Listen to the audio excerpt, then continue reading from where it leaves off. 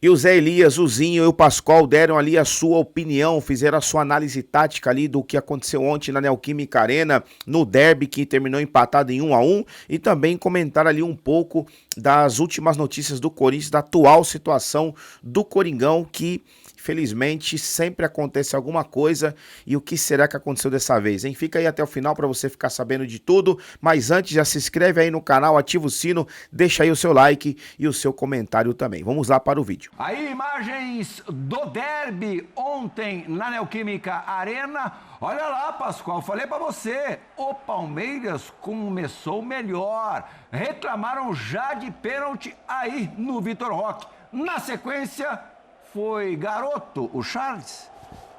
Eu acho que assim, se é assim, eu posso falar porque na várzea isso aí dá discussão, um zagueiro com o outro. Tem o pessoal que joga na várzea aqui, sabe o que é isso? Os caras vão ficar discutindo. Pô, pra que você vai botar o pé ali? Pra que vai dar uma entrada? Tem um princípio do zagueiro dentro da área. Dentro da área, você cerca, não dá bote. Porque se você der o bote, o cara dá um tapa na bola, só vai sobrar o pé do cara pra você chutar. E aí o que é? Pênalti, né? E foi pênalti. O Vitor Roque teve personalidade, hein, gente? Bateu bem pra caramba. Teve personalidade. Bateu um pênalti. Jogou bem mais uma vez. Jogou mais uma vez, jogou bem. Agora, tem falha no gol feito pelo Corinthians, né? Um jogador de baixa estatura marcando um jogador de quase 2 metros. Aí mas tem treinador de bola parada, bola ofensiva e bola defensiva no Palmeiras. Pascoal, desculpa me intrometer, porque eu iria falar um pouco disso aí também, porque é o seguinte, vocês lembram como foram os gols na eliminação do Palmeiras? Sim, o Gustavo Henrique inclusive fez. Nos dois jogos. A bola sobra um pro... Você tem... No Corinthians, você vai jogar no Corinthians hoje, você vai marcar quem no escanteio? O jogador mais alto. Qual é o jogador, principal jogador? É igual... Gustavo Henrique. É igual, por exemplo, vamos inverter. Vai jogar o Palmeiras bola parada, você vai marcar quem? Gustavo Gomes. É natural isso. Você pega todos os times, marcação individual, não deixa o Gustavo Gomes subir, o Palmeiras faz o muro ali, tenta fazer uma porta ali, um bloqueio para ele poder sair. Aí o que o Palmeiras faz contra o Corinthians? Deixa o Gustavo Henrique sozinho em todos os jogos, em todos os lances de bola parada. O resultado tá aí. Desculpa, Pascoal. Não, só que já que tem, e a gente elogia quando o Palmeiras, inclusive, fez aquele gol de falta, não nessa partida, na partida anterior, no gol de escanteio, que a bola foi bem trabalhada, o escanteio bem trabalhado, a gente elogiou. Também vale a crítica, quando não consegue marcar. Exatamente, você falou o que eu tinha pensado, Zé. Aí o Maurício teve a chance de fazer o gol, também não fez, né? Não. Você vai contando. O Palmeiras empilhou oportunidades e acabou desperdiçando... O Hugo fez 6 defesas. Acabou desperdiçando... eu acho que o Palmeiras teve 10 finalizações a mais que o Corinthians na partida. O Palmeiras teve 16 e o Corinthians 6. Sim.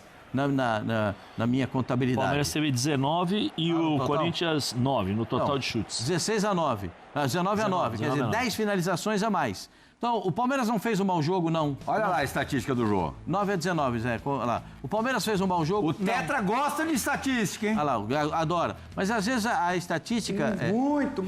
A estatística, os números apontam para você o acontecimento do jogo, né?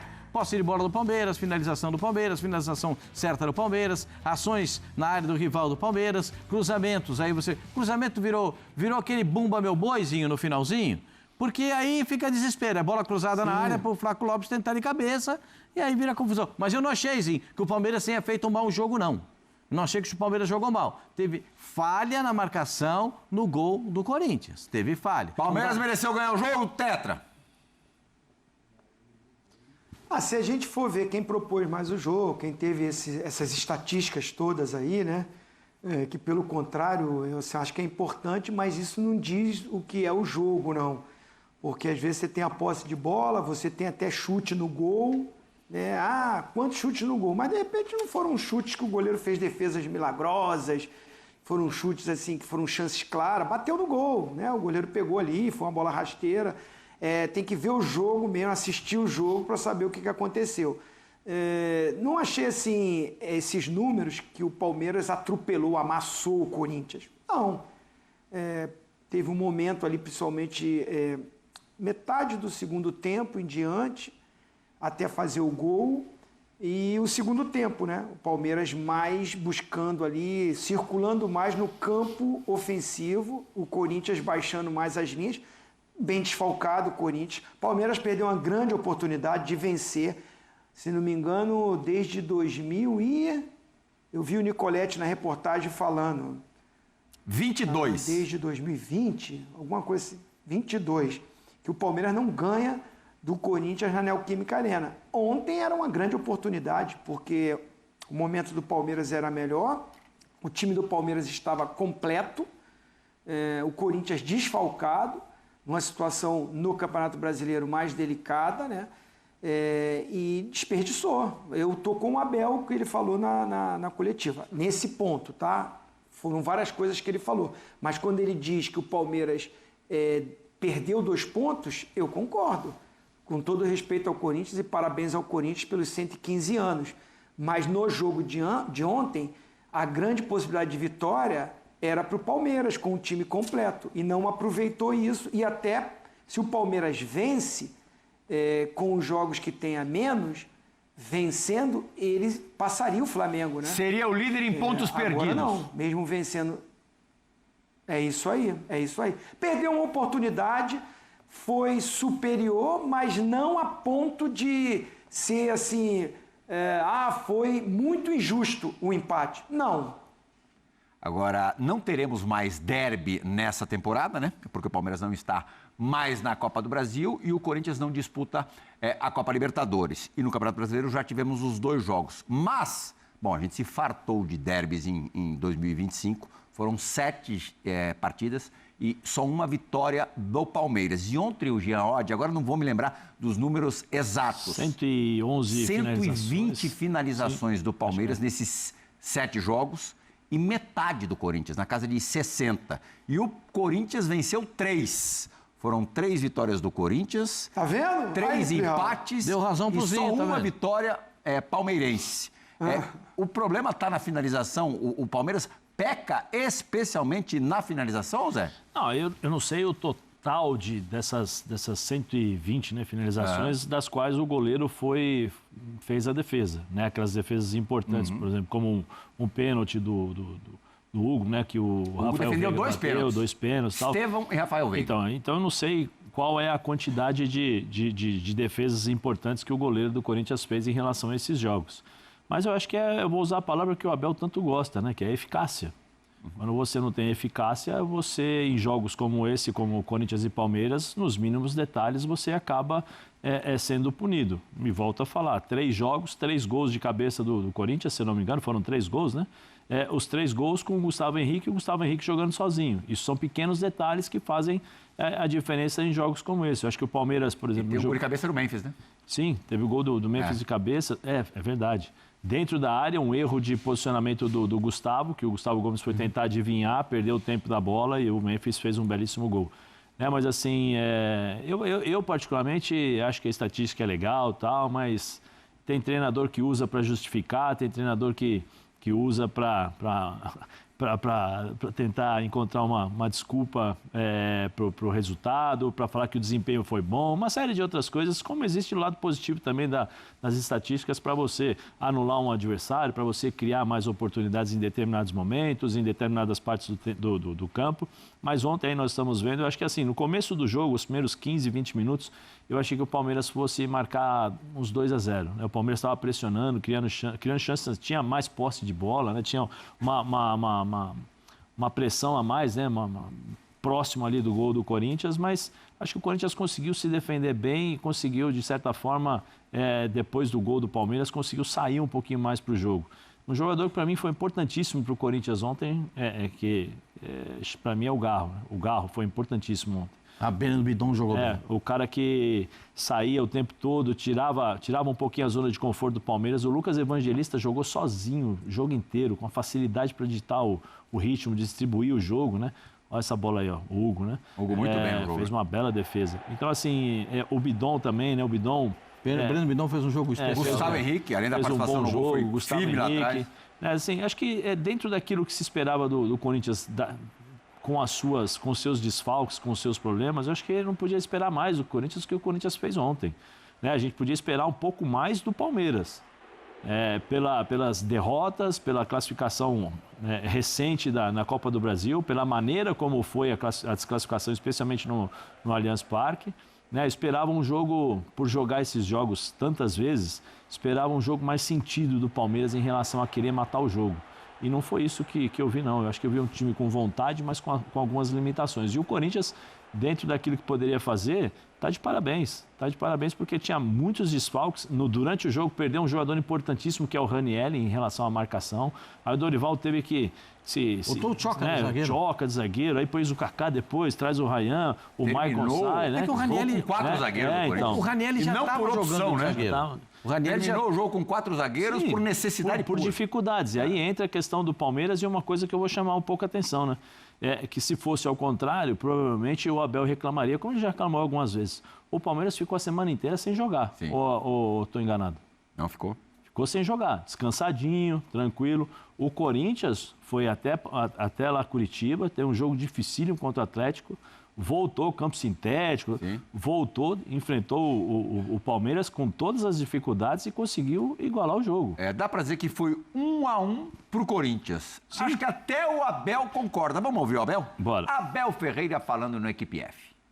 Mas os jogos aqui, este ano, as vezes que viemos aqui jogar, foi isto que vocês viram aqui. Só que nem sempre o resultado traduz aquilo que é a eficiência e a produção de uma equipa, como foi o caso de hoje. O sentimento meu é exatamente esse, é sentimento de derrota, perdemos 2 pontos. Fomos melhores na primeira, na segunda, não é o primeiro jogo que isto acontece, para mim, na minha opinião, no jogo da Copa aqui em casa do nosso adversário igual. Pascoal. Senhor. As palavras do treinador do Palmeiras. O Zinho falou a respeito disso, eu também concordo com ele, né?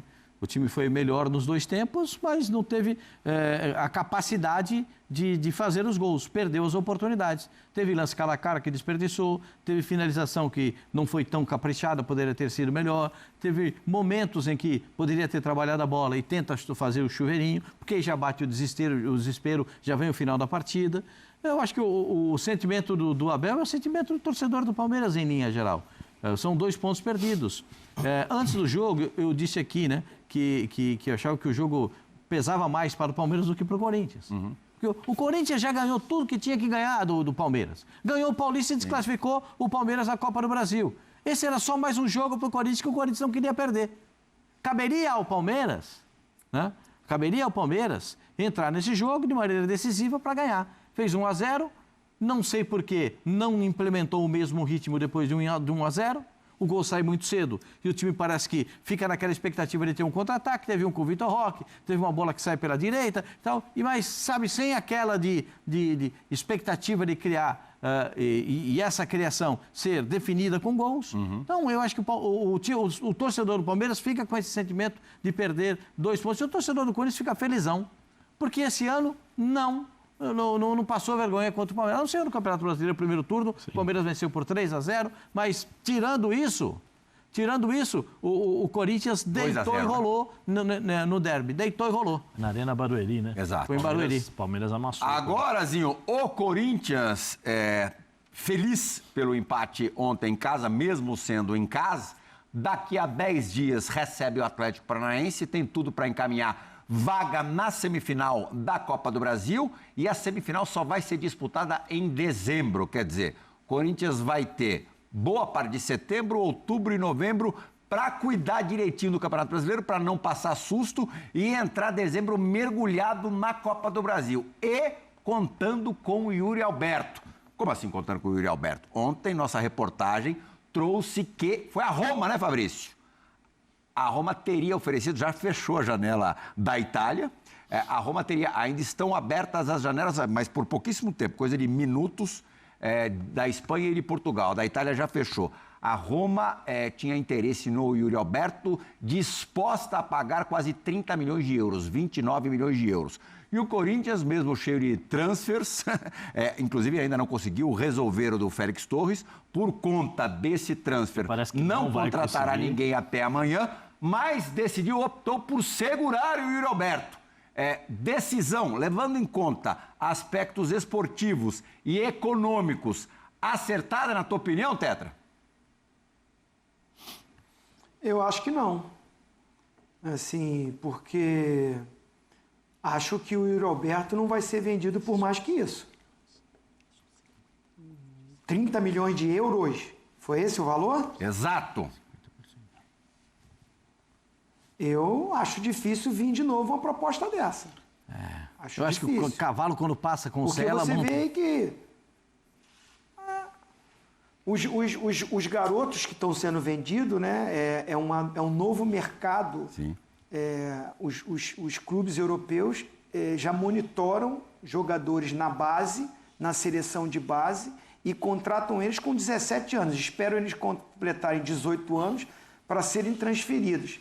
E precocemente, ou pelo talento desses jogadores e necessidade do futebol brasileiro, estão sendo lançados mais rapidamente. Não é toda hora. Antigamente que você via um garoto de 17 anos toda hora aparecendo. Aparecia ou é o Neymar, né? É um Felipe Coutinho, sei lá.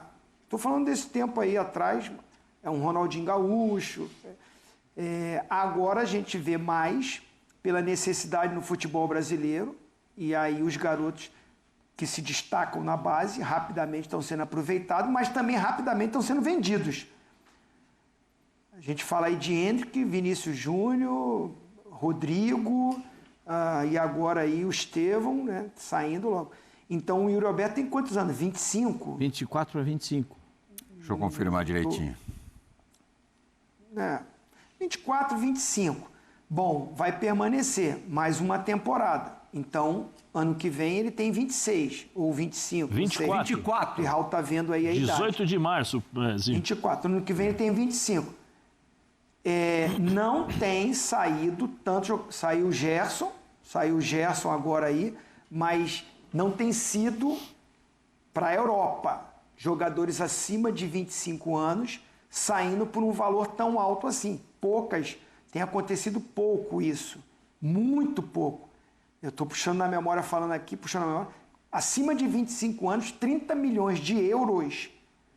Aí o Corinthians, afundado em crise, cheio de dívida, toda hora tem transfer ban, crise política, salários atrasados lá, de Memphis, de A, de B e C. 30 milhões de euros, eu achei assim, para mim foi uma surpresa. Ótimo, é baita de um jogador importantíssimo para o Corinthians está na dele, está tentando manter esse jogador, mas acho que a saída do Yuri Alberto, com o Yuri Alberto, o Corinthians não vai ser campeão brasileiro. Não tem mais essa chance. Copa do Brasil ainda tem uma chance, não é o favorito. Com o Yuri Alberto ou sem o Yuri Alberto. Não é o favorito para mim, mas é gigante, tem uma torcida, chegando à semifinal cresce muito, mas volto a dizer, para mim não é o grande favorito. E pelo problema financeiro que tem você rejeitar 200 milhões de reais, que você poderia arrumar ali, pagar dívidas, né? Mas é o futebol, né? O cara não vende, continua devendo a todo mundo e vai empurrando. Tem uma situação que deve ser notada nesse caso, né? Porque se o Corinthians vende por 200 milhões, esse dinheiro derrete. Ele não chega no cofre do Corinthians. São tantas as ações na justiça que não chega esse dinheiro não entra no cofre do Corinthians. Esse dinheiro, claro, tem que sair... Mesmo que o Corinthians conseguisse pagar o transfer, a liberação da FIFA às vezes não é tão rápida. Esse negócio do transfer... A janela fecha amanhã. Isso. Talvez o Corinthians não conseguisse resolver o transfer e não conseguisse trazer ninguém da mesma maneira. O Corinthians não iria contratar, não tem como. Festejou a contratação do Vitinho horas antes do transfer ban. Vocês estão lembrados disso? Não? Comemorou o Corinthians que conseguiu fazer a negociação antes do transfer ban. A correria foi justamente por isso. Exatamente, porque sabia que vinha o transfer ban. O Corinthians está deixando rolar esse transfer ban e a FIFA daqui a pouco pode, se não for pago, a FIFA pode começar a tirar pontos do Corinthians. O Corinthians começa a perder pontos nos campeonatos. Então, as pessoas estão achando que vai dar... Não, deixa lá... E tem Garro e Rojas também ainda pintando. Tem o caso do Rojas e tem o caso do Garro. Deixa lá que depois a gente resolve. O deixa lá que a gente depois resolve se transforma em punição. Ou seja, não vendeu por 30 milhões achando que vai vender por quanto? Eu não sei. Sabe qual é o pior disso, Zinho? Sabe qual é o pior disso? Vamos supor que tem 50%. O Corinthians tem direito a 15 milhões, né? Seria isso. 30 milhões, o Corinthians receberia 15 milhões. Por favor, aí eu mandei uma mensagem agora para o Fabrício, mas eu não sei se vai dar tempo. Façam as contas, por favor, o valor de todos os jogadores que foram envolvidos na compra de 50% do Yuri Alberto. E o que o Corinthians perdeu agora Robert Renan, Mantuan e Pedro, aí tem mais, foram 5 jogadores. O Ivan goleiro, tem o Mantuan. Tem o volante que já voltou. Tem o volante que já voltou, que foi pro Grêmio, voltou também. Do Queiroz. Vejam, foram 5 jogadores por 50% do... Não, o Pedrinho acho que não estava. Pedrinho foi antes. Foram 5 jogadores. Pedro, né?